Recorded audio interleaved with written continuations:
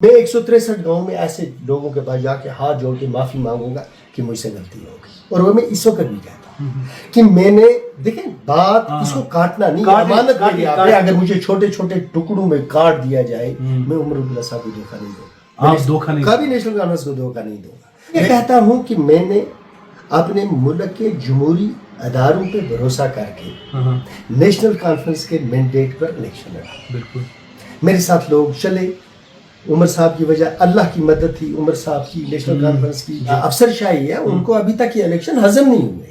اگر ان کا ایجنڈا یہ ہوتا کہ وہ عمر عبداللہ صاحب کی حکومت کو ناکام کرنا چاہتے ہیں تو کیسے وہ 11,000 کروڑ کے پروجیکٹ دیتے، کیسے وہ 3 سے 4,000 کروڑ کے P M G S Y کے پروجیکٹ دیتے، کیسے وہ عمر صاحب کے ساتھ ہر سٹیج پہ کھڑے ہوتے۔ اور عمر صاحب نے خود یہ کہا کہ بہانے تلاش کیے جا رہے ہیں کام نہ کرنے کے، یہ کتنی بڑی اسٹیٹمنٹ ہے، اس کو کتنا سیریسلی لینا چاہیے۔ تو بیوروکریسی عمر عبداللہ صاحب کو کاپریٹ نہیں کرتی ہے، ایم ایل ایس کے ساتھ قدم قدم تو عمر صاحب اس پہ بات نہیں کرتے، عمر صاحب اس کے سامنے میں نے کہا لوگوں نے اس کو غلط سمجھا، میں نے اس لیے کہا، میں نے کل بھی کہا کہ عمر صاحب پورا سچ آپ نے کہا عمر صاحب پورا سچ نہیں کہتے، اور لوگوں کو پورا سچ یہی ہے جو میں کہہ رہا ہوں، یہی پورا تو عمر صاحب یہ بات کیوں نہیں سامنے رکھتے ہیں، اس کے اوپر بات کیوں نہیں کرتے؟ عمر صاحب اور جاوید میں زمین اور آسمان کا فرق ہے۔ اسٹیٹ روٹ تو بی جے پی نے پہلے ہی کہا، تو دے دینا پہلے ہی کہا، تو دے دینا یار۔ 370 اگر آپ یہ سمجھتے ہیں 370-35 سے جاوید صاحب روٹ کی مت کریں، نہیں کنٹینیو کی بات نہیں ہے، اگر اسٹیٹ ہوڈ انہوں نے کہہ دیا ہم دے دیں گے تو آپ یہ کہتے ہیں کہ جب تک وہ اسٹیٹ ہوڈ نہیں دیں گے تو سب سے پہلے 370 آ جائے گا۔ ایک فارن منسٹر کی حیثیت سے برداشت کیوں کر رہے ہیں سر؟ اپنی بات رکھے نا، لوگوں نے ان کو چنا ہے، یہ کہنا بڑا آسان ہوتا ہے، چیف منسٹر بنے ہیں، یہ بہت آسان میں نیشنل کانفرنس کو میجارٹی میں کہتا ہوں عبداللہ صاحب کی حکومت اگر یہ کامیاب ہو گئی اور انہی کو آپ نے اسٹیٹ ہوڈ دے دیا اور انہی کو کریڈٹ چلا گیا اسٹیٹ ہوڈ کا، تو اس کے بعد ہم کہاں ہیں اور آپ کہاں؟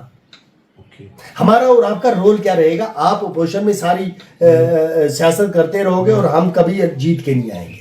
وہ ان کو یہ کہتے ہیں، یہ وہ ساری پولیٹیکل پارٹی، ہاں جی پولیٹیکل پارٹیز بھی، کئی انڈیپینڈنٹس بھی، وہ ان کو یہ کہتے ہیں۔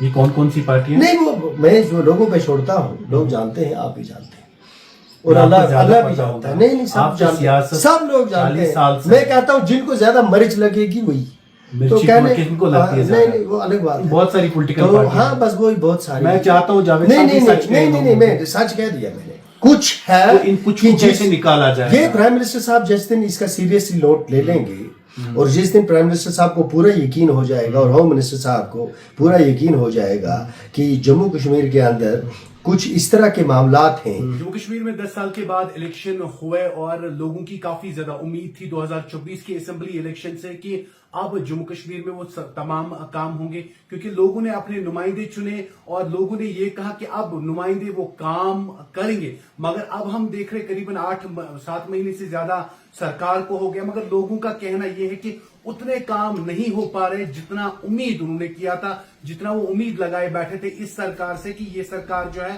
یہ ایم ایل ایز اتنا کام کریں گے۔ بیان آیا جو سوشل میڈیا پہ کافی زیادہ وائرل ہو گیا، بارہمولہ کے جاوید صاحب نے یہ کہا کہ میں 148 گاؤں کو معافی مانگتا ہوں۔ معافی مانگنے پہ کیوں مجبور ہو گئے؟ لوگ تو الیکشن کے بعد خوش ہوتے ہیں، ایم ایل اے بننے کے بعد خوش ہوتے ہیں، مگر ان کی ناراضگی کی وجہ کیا ہے؟ اور کئی ایک سوال انہوں نے عمر عبداللہ والی سرکار پہ بھی اٹھائے، عمر عبداللہ کے اوپر بھی اٹھائے۔ انہوں نے کہا عمر عبداللہ پورا سچ نہیں کہہ رہے ہیں۔ اب سچ کیا ہے؟ آپ نے کہا کہ 148 گاؤں کو میں معافی مانگتا ہوں جنہوں نے مجھے ووٹ دیا، ایم ایل اے بننے کے بعد لوگ خوش ہوتے ہیں، مگر آپ کی ناراضگی کیوں ہے؟ اس سوال میں بہت سارے سوال پوچھے ہیں۔ 2003 کی مفتی صاحب کی حکومت کو دیکھا ہے جی، میں نے 2009 میں عمر صاحب کی حکومت کو دیکھا ہے جی، میں نے 2014 کی مفتی صاحب کی حکومت پھر محبوبہ جی کی حکومت کو بھی دیکھا ہے، ایل جی صاحب کی حکومت رہی ہے یا براہ راست مرکز کی حکومت ہے اس کو بھی دیکھا ہے۔ میری کانسٹیچوئنسی کے 163 گاؤں ہیں۔ میں نے یہ کہا کہ میں یہ 5 سال جو لوگوں نے مجھے مینڈیٹ دیا ہے، اگر خدا نہ کرے میں ناکام ہو جاتا ہوں لوگوں کی سیاسی، پہلی میری پریفرنس یہ ہے کہ کیا لوگوں کی سیاسی ترجمانی کر پاتا ہوں کہ نہیں، اگر میں عزت اور وقار کے ساتھ ایک غریب کی بات نہیں کر سکتا، عزت اور وقار کے ساتھ بارہمولہ جموں کشمیر کے لوگوں کی اسمبلی کے اندر اور اسمبلی کے باہر ان کی نمائندگی نہیں کر سکتا، اقتصادی صورتحال ہے وہ فراہم نہیں کر سکتا، تو مجھے بتائیں کیا فائدہ ہے ان لوگوں کا جو کل مجھ پر بھروسہ کریں گے، یا میری وجہ سے کسی کو اگر دھوکہ ملا ہو کہ اگر آج کسی کے پاس پانی نہیں ہے، پینے کا پانی نہیں ہے، اگر میں اس سے معافی نہیں مانگوں گا تو کون مانگے گا؟ اگر کسی کے پاس بجلی کا مسئلہ ہے کہ اس کو بجلی فراہم نہیں ہو رہی، کسی جگہ سکول کی کمی ہے، کسی جگہ ہسپتال میں ڈاکٹر اس وقت نہیں ہے، کسی جگہ اگر دوائی نہیں ہے، تو اگر میں اس کی راحت کا سبب نہیں بن سکتا اور میں اس کو یہ کہتا ہوں کہ یار مجھے معاف کرو، میں کوشش کروں گا اور اللہ کے فضل و کرم سے آپ کو راحت پہنچاؤں گا، تو اس کو وہ اس طرح سے نہیں پیش کرنا چاہیے کہ یہ ایک تماشا آپ بنائیں کسی ایم ایل اے کا یا کسی انسان کا جو آپ کے لیے یہ ایک تماشے کا باعث ہو۔ معاملات کی سنجیدگی کو دیکھنا چاہیے۔ معاملات کی سنجیدگی یہ ہے کہ میں یہ سمجھتا ہوں کہ جو یہاں الیکشن ہوئے ہیں، شاید ابھی تک یہاں کی جو بیوروکریسی ہے اس کو یہ الیکشن ہضم نہیں ہوئی۔ نہیں ان کو بیوروکریسی کو، جو بیوروکریسی کہیں یا بیوروکریسی کہیں، جو یہاں کے تورش رہی ہے اس کی وجہ سے جو ایک سپیس انہوں نے آکیپائی کیا ہے افسر شاہی کا، وہ یہ جمہوری اداروں کو منتقل کرنے میں وہ سنسیئرٹی نظر نہیں آتی، یعنی کہ جو وہ سیریسنس نظر، یعنی کہ جو ایم ایل اے کا نہیں ہے، جو ایم ایل اے کانسٹیٹوئنسی سے جیت کے آئے، اب ایم ایل اے چاہتا ہے کہ میں ریپرزینٹ کروں اپنی عوام کو، وہاں پہ مسئلے مسائل ہے، آپ کو ایڈمنسٹریشن کے ساتھ بھی کام ہے، آپ کو لگتا ہے کہ وہ آفیسر ایم ایل اے کو اتنا، یہ صرف اٹس ناٹ اباؤٹ میں خالی کانسٹیٹوئنسی کی بات کروں، میں آپ کی خدمت میں عرض کرتا ہوں، آپ کو ایم ایل اے نہیں بتائیں گے کیونکہ بہت سارے ایم ایل اے جو فرسٹ ٹائم بن کے آئے، جی بالکل، میں تو مطلب میں نے 2003 سے گورنمنٹ دیکھی ہے سیکٹریٹ کے اندر، بالکل لمبا کریئر، میں نے ایک زندگی کا سفر طے کیا ہے۔ جو عمر صاحب نے ایک سٹیٹمنٹ دی کہ ایک وقت تھا ایشو ریزالو کرنے کے لیے بیوروکریسی میرے پاس کئی طرح کی سجیشنز لے کے آتی تھی کہ ہم کس طرح سے ایشو ریزالو کریں۔ ایک وقت ایسا تھا جموں کشمیر کی تاریخ میں کہ یہاں کی پولیس، یہاں کی بیوروکریسی کوشش کرتی کی تھی کہ جموں کشمیر میں امن قائم ہو اور لوگوں کو راحت۔ یہاں کی بیوروکریسی یہاں کے سیاستدانوں کے ساتھ کندھے کے ساتھ کندھا ملا کر لوگوں کو راحت پہنچانے کی کوشش کرتی تھی، اور آج ایک وقت یہ ہے کہ بیوروکریسی ہرڈلز کریٹ کر رہی ہے، ان انسٹیٹیوشنز کو فیل کرنے کی کوشش کر رہی ہے۔ تب وہ آج وہ یوٹی میں چیف منسٹر، بات یوٹی اور اسٹیٹ کا ہے، اسٹیٹ میں تھے۔ یہ دیکھیں اگر یوٹی کے اندر بھی آپ کی بیوروکریسی ہندوستان کے آئین کو تسلیم کرتی ہو دل سے، اور ہندوستان کے آئین کے اندر رہ کر، ہندوستان کے آئین کے اندر، اور جو یوٹی کے اندر بھی ان کی ذمہ داری ہے، اگر وہ سنسیئرٹی سے نبھائیں تو 5 سال میں جموں کشمیر کی تقدیر بدل جائے گی، لیکن وہ سنسیئر نہیں ہے۔ میں یہاں ہاتھ رکھ کے آپ کو کہتا ہوں کہ وہ ایڈیمنٹ ہے اور ان کے اندر ایروگنس ہے، وہ ان انسٹیٹیوشنز کو نہ سپیس دینے کو تیار ہیں، نہ فیسیلیٹیٹ کرنے کو تیار ہیں، نہ ہیلپ پرووائڈ کرنے کو تیار ہیں، نہ گائیڈ کرنے کو تیار ہیں، بلکہ ان کی حد الامکان یہ کوشش ہے کہ یہاں پر تعمیر اور ترقی میں یہ ایک اس طرح کی منجمد ہو جائے جس سے نہ صرف یہ کہ عمر صاحب کی گورنمنٹ ایک سوالیہ نشان کے اندر آ جائے، بلکہ جمہوری ادارے ہی سوالیہ نشان کے اندر آ جائے۔ تو یہ ایک انتہائی سیریس ایشو ہے، اس کے اوپر آلٹرنیٹیو کیا ہے؟ فار ایگزامپل آپ کہتے کہ آفیسرز جو بات نہیں مان رہے یا سن نہیں رہے، ایک بیوروکریسی کا رول یہاں پہ ہے، آپ کو کیا لگتا ہے؟ کیونکہ ایم ایل اے، آپ بھی ایم ایل اے ہیں، ایم ایل اے جب کانسٹیٹوئنسی میں جاتے ہیں، اپنے علاقے میں جاتے ہیں، کام کرنا ہے، ان کو بھی آفیسرز کے ساتھ کام، تو آلٹرنیٹ کیا ہے سر؟ کیسے کام ہوں گے؟ آپ کو لگتا ہے یہ بھی ایک وجہ ہے کہ ایم ایل اے اتنا کام نہیں کر پاتے؟ جو عوام ابھی خفا ہے، عوام کہتی ہے خالی ایم ایل اے صاحب کے پاس کام یہ رہ گیا ربن کاٹنا، جیسے اپنے خود ہی کہا پل کسی جگہ بن رہا اس کا ربن کاٹنا، دکان کسی جگہ ڈالی کسی نے اس کا ربن کاٹنا، ایم ایل اے کا یہ کام نہیں ہے اپنے عوام کا مدعے اٹھانے؟ یہ جو ایم ایل اے کا انسٹیٹیوشن ہے، میں اس لیے کہتا ہوں کہ مجھے اللہ تعالیٰ نے مدد کی ہے، میں کوئی اتنا بڑا آدمی نہیں ہوں کہ میں، یہ اللہ جانتا ہے اللہ نے مجھے یہاں کیوں رکھا ہے، میں خود سیاسی کیریئر آپ کا بہت بڑا ہے، میں تو 40 سال سے زیادہ کیریئر ہے۔ میں صرف عرض یہ کرتا ہوں کہ اللہ نے مجھ پہ بھروسہ کر دیا، لیکن جب جموں اور کشمیر کے لوگ متحد ہو جائیں گے نا، جب ان کے درمیان یونٹی ہو جائے گی اور وہ کھڑے ہو جائیں گے، وہ یہ کہیں گے کہ بھائی آپ نے الیکشن کروایا، ہم نے ووٹ ڈالا، یہ صرف ایم ایل اے کا مسئلہ نہیں ہے، یہ ہمارے اس ووٹ ڈالنے کے، وہ ہمارے مینڈیٹ دینے کا مسئلہ ہے۔ اب جو آپ نے بیوروکریسی کو اگر یہ کہہ دیں کہ یہ جو آپ کر رہے ہیں یہ صرف ہمارے ایم ایل ایز کے یا ہماری گورنمنٹ کو ناکام کرنے کی کوشش نہیں ہے، بلکہ آپ ڈس ریسپیکٹ شو کر رہے ہو نہ صرف ملک کے آئین کو، کہ آپ ملک کے آئین کے تقاضے پورے نہیں کرتے، بلکہ اس آئین کے تحت جو میں نے اپنی ذمہ داری نبھائی ہے ایک شہری ہونے کے ناطے ووٹ ڈال کے، آپ اس سپیس کو بھی آکیپائی کر رہے ہو، اس کی طرف بھی آپ اس کو بھی آپ ڈسگریس کر رہے ہو، اس کو بھی آپ ناکام کر رہے ہیں کہ بھائی بیوروکریسی یہ کہے گی کیونکہ ہماری مرضی کی حکومت نہیں بنی ہے، اس لیے 5 سال مرضی کی حکومت کون سی تھی؟ مرضی کی حکومت وہ آپ کو بھی پتا ہے، سب جانتے ہیں۔ مرضی میں آپ کو یہ کہتا ہوں کہ یہ لوگ جو ہیں اس وقت کی جو بیوروکریسی ہے، یہ اصل میں جو ان کا ایجنڈا ہے وہ ہمارے آنریبل پرائم منسٹر کا ایجنڈا نہیں ہے، وہ آنریبل ہوم منسٹر کا ایجنڈا نہیں ہے، وہ نتن گڈکری صاحب کا ایجنڈا نہیں ہے۔ جب میں کوئی بات کرتا ہوں تو اس کی ریپرکشنز محدود ہیں۔ آپ دیکھتے ہوں کہ کئی لوگ مجھے گالیاں بھی نکالتے رہے ہوں گے، اس وقت بھی یہ احساس ہی نہیں ہوگا کہ یہ بد اخلاقی جو ہے صحیح نہیں، یہ اچھی بات نہیں ہے، گالیاں نکالنا صحیح نہیں، اس انٹرویو کے بعد آپ دیکھنا، گالی نکالنا، میں یہ کہتا ہوں میری سٹیٹمنٹ جو ہے اس کی اپنی ایک رینج ہے۔ جس وقت عمر عبداللہ صاحب انہی ایشوز پر بات کریں گے اور سچ جب وہ بتائیں گے کہ کیا ہو رہا ہے، جب عمر صاحب نے خود یہ کہا کہ بہانے تلاش کیے جا رہے ہیں کام نہ کرنے کے، یہ کتنی بڑی سٹیٹمنٹ ہے، اس کو کتنا سیریسلی لینا چاہیے۔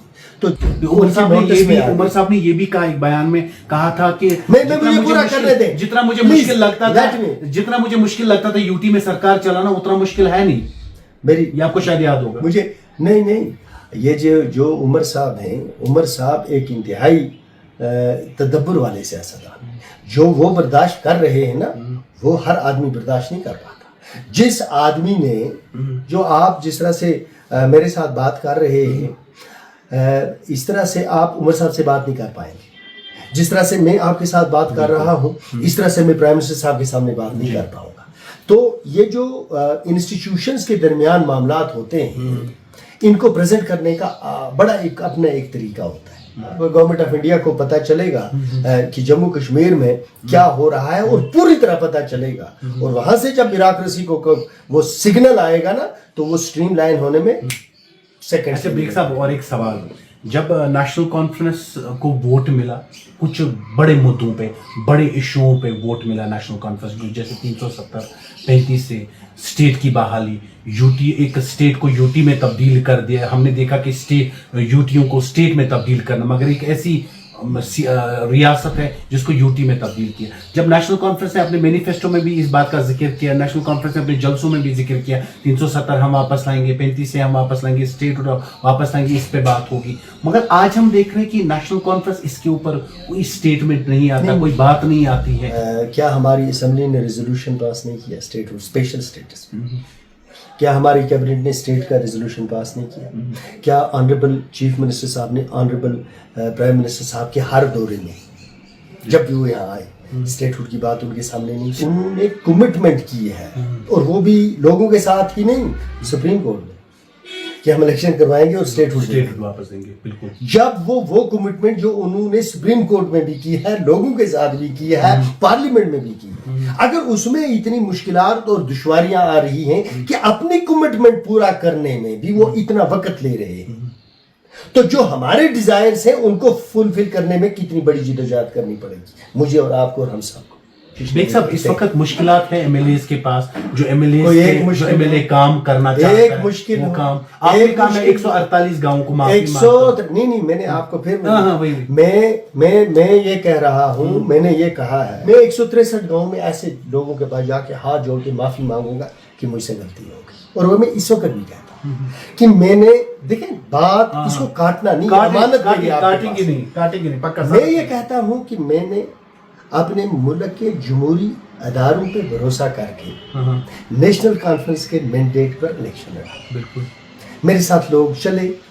عمر صاحب کی وجہ اللہ کی مدد تھی, عمر صاحب کی, نیشنل کانفرنس کی, دوستوں کی. مگر بنیادی جو بھروسہ ہم سب نے کیا ہے وہ ہم نے کیا ہے اپنے ملک کے آئینی اداروں پر. جی اس پہ بھروسہ کر کے میں ایم ایل اے بنا. اب اگر یہی آئینی ادارے جہاں میرے دروازے کھلتے ہیں اور جہاں سے میں ایک ریلیف لے کے اپنے لوگوں تک پہنچاؤں گا, اگر یہی دروازے بند ہو جاتے ہیں تو مجھے بتائیں میں 163 گاؤں میں جب لوگوں کے پاس 5 سال کے بعد جاؤں گا کیا لے کے جاؤں گا, کیا بتاؤں گا میں تگن پکو نئے پکو کہ مجھے چلنا نہیں, 5 سال آیا اب نئے سے میں چلوں گا. میں اتنا بدضمیر آدمی نہیں. میں نے اس وقت آپ کو کہا ریکارڈ پہ رکھ دینا. کہتے ہیں فیلئر نیڈس نو ایکسپلینیشن. میں خود کو الیکٹورل پالیٹکس سے دور کر دوں گا. میں نیشنل کانفرنس کے ایک ورکر کی حیثیت سے کام کروں گا.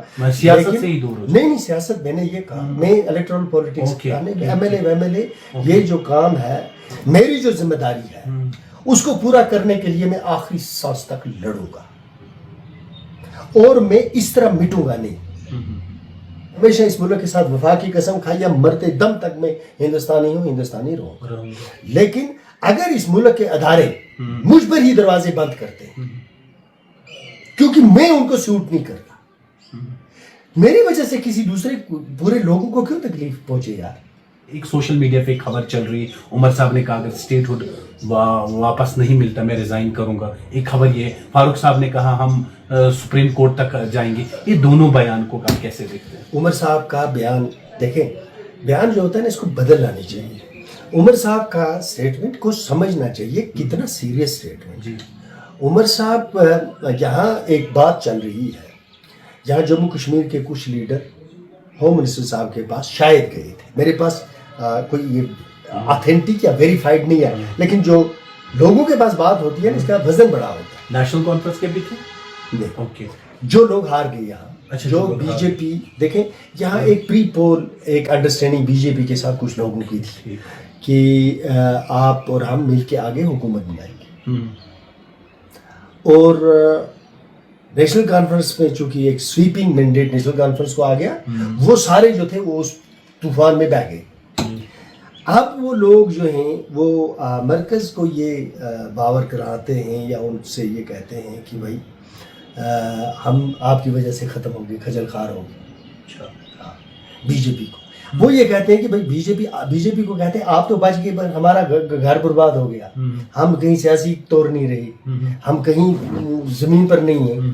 اگر آپ نے کہ جناب آپ اسی صورت میں یہاں حکومت میں آ سکتے ہو اگر آپ ہمیں مضبوط کرو گے. میں اس لیے نہیں ہوں کہ اب ایک اور کنٹروورسی میں لوگوں پہ چھوڑتا ہوں, اللہ پہ چھوڑتا ہوں, لوگوں پہ چھوڑتا ہوں. تو مرکزی حکومت بہت سیریسلی یہ سوچ رہی ہے کہ جموں کشمیر کے ریاست کا درجہ بحال کیا جائے. اب یہ لوگ مسئلہ ان کے لیے بن گئے ہے نا. وہ یہ سوچتے ہیں, اس چیز کو عمر صاحب نے ذہن میں رکھا اور یہ کہا کہ اگر آپ اپنی ہی حکومت کو کریڈٹ دینا چاہتے ہیں اس سلسلے میں آپ اسٹیٹ ہوڈ بحال کر دیں اور مجھے کہتے میں الیکشن کروا دوں گا. یہ کنڈیشن اگر یہی ہے کہ کریڈٹ ہمیں نہیں جانا چاہیے تو ہم پہلے ہی کہہ دیتے ہیں آپ اسٹیٹ ہوڈ بحال کریں, ہم الیکشن کروا کے دے دیں, آپ بنائیں اپنا چیف منسٹر, آپ لے لیں کریڈٹ. تو بات یہ ہے کہ مجھے امید ہے کہ آنریبل پرائم منسٹر صاحب, آنریبل ہوم منسٹر صاحب ان لوگوں کے یہ بلیک میلنگ ٹیکٹکس میں نہیں آئیں گے جو اس وقت وہاں جا کر اپنے لیے سپیس ڈھونڈتے ہیں. جو مشکل وقت میں اپنے لوگوں کے ساتھ کھڑا ہوگا اور مشکل وقت میں ملک کے ساتھ بھی کھڑا ہوگا. اگر اس طرح کے لوگوں کو وہاں کمزور وہ کریں گے اور صرف خوشامدیوں اور چاپلوسوں کو آگے چلنے کا موقع ملے گا تو نہ وہ ملک کے مفاد میں ہے نہ جموں کشمیر کے مفاد. آغا روح اللہ صاحب خفا تھوڑا دکھ رہے ہیں نیشنل کانفرنس. وہ بڑے دیکھیں جی, آغا روح اللہ صاحب بہت بڑے لیڈر ہیں. میں تو نیشنل کانفرنس میں ہو گیا 1 سال 1.5 سال. میری نیشنل کانفرنس جو ہے وہ عمر عبداللہ کے مجھ پر وہ احسانات ہیں جن کا میں کبھی ذکر کروں گا فرصت سے. یہاں میں اللہ کے فضل و کرم سے نیشنل کانفرنس اور عمر عبداللہ کے ساتھ آخری سانس تک رہوں گا. آپ ہاں کچھ بھی ہو او یار اللہ رحم کرے, نیشنل کانفرنس خدا نہ کرے خدا نہ کرے خدا نہ کرے اگر ختم بھی ہو جائے میں ان کو نہیں چھوڑ سکتا, کیونکہ مجھے جو اللہ نے عزت دینی تھی لیکن عمر صاحب اس کا ذریعہ بنے. मैं उमर धोखा साहब नहीं ने दे आपको वो चीज दे दी मैंडेट जब आपको मिला सकता। देखिए बात मैंडेट की नहीं होती है, बात भरोसा। एतबार की होती है। भरोसा। जो एतबार होता है ना, मेरी जिंदगी में जिन लोगों ने मुझ पे एतबार किया है, तो मुफ्ती साहब का मैं अक्सर तज़किरा करता हूँ जी तो मैं तो मरते दम तक उनको हर नमाज में दुआ मांगता हूँ, मुफ्ती साहब के लिए। हाँ इसी तरह उनके बाद मैं बिखर गया था, अच्छा है ना। तो उमर साहब ने समझे कि एक टूटे हुए शख्स को ये अल्लाह के जोड़ दिया, ये अल्लाह का एहसान जावेद साहब है। ने करके भी दिखाया ना, 25 बात वोट ले लिए। वो अलग बात है, मतलब अल्लाह आप तो एहसान खरे है। उतरे ना उस चीज पे। मैं कहता हूँ अल्लाह का एहसान है मुझ पर, लेकिन किस तरह मैं उमर साहब के और नेशनल कॉन्फ्रेंस के रोल को ये रूहुल्लाह साहब की हम बात कर रहे थे, रूहुल्लाह साहब बहुत बड़े लीडर हैं। खफा दिख रहे हैं नेशनल कॉन्फ्रेंस से। नेशनल कॉन्फ्रेंस उनकी जमात है, मैं तो अभी दरवाजे पे पहुंचा, तो मैं क्या कमेंट कर सकता कि हूँ। रूहुल्लाह साहब एमपी भी है, नेशनल कॉन्फ्रेंस की कैंपेनिंग के दौरान कैंपेनिंग स्टार भी रहे, हर जगह उन्होंने कैंपेनिंग की नेशनल कॉन्फ्रेंस के। नहीं बारामूला में आज तो- वो कह रहे बारामूला में हैं तो एमएलए नहीं साहब नहीं आते हैं। नहीं बारामूला में वो नहीं आए। मैंने रिक्वेस्ट भी की थी कि आ जाए, मेरे दोस्त थे, मेरे भाई है, उम्र में उनसे वो छोटे हैं, तो मैं उनको एक तो मैं उनके बारे में बहुत एहतियात और मोहतात तरीके से बात करता हूँ। एक ये कि वो मजहबी और रूहानी तौर एक उनको अल्लाह ने रुतबा दिया है, और मुझे पूरी उम्मीद है कि वो उस रुतबे का पास भी रखते होंगे। और दूसरा, सियासत में वो नेशनल कॉन्फ्रेंस में जो नेशनल कॉन्फ्रेंस की टॉप क्रीमी लेयर है ना, डिसीजन मेकर्स, ये भी थी कि खफा है उमर साहब से। मैं ये कहता हूँ कि जो हमारा नेशनल कॉन्फ्रेंस का इलेक्शन मैनिफेस्टो बना है, जिसमें आप मुझसे सवाल पूछ रहे हैं, वो रूहुल्लाह साहब ने ही तैयार किया है। तो इस पर उन्हीं से पूछ लेना आप, जब आपने ये मैनिफेस्टो तैयार किया था तो इसको हासिल करने के लिए क्या कर रहे हैं आप। मैं तो खड़ा हूँ जहाँ मुझे जावेद साहब 1 लाख नौकरियां मिलेंगी 6 महीनों में। रूहुल्लाह साहब से पूछना चाहिए। जावेद साहब नहीं मैं मैनिफेस्टो राशन मिलेगी। मैं कभी इन चीजों का इसलिए जवाब नहीं देता कि ना मैं मैनिफेस्टो कमेटी का हिस्सा था, ना मुझसे इस बारे मैं कैसे पूछ सकूं मशवरा करता यार इस बारे में।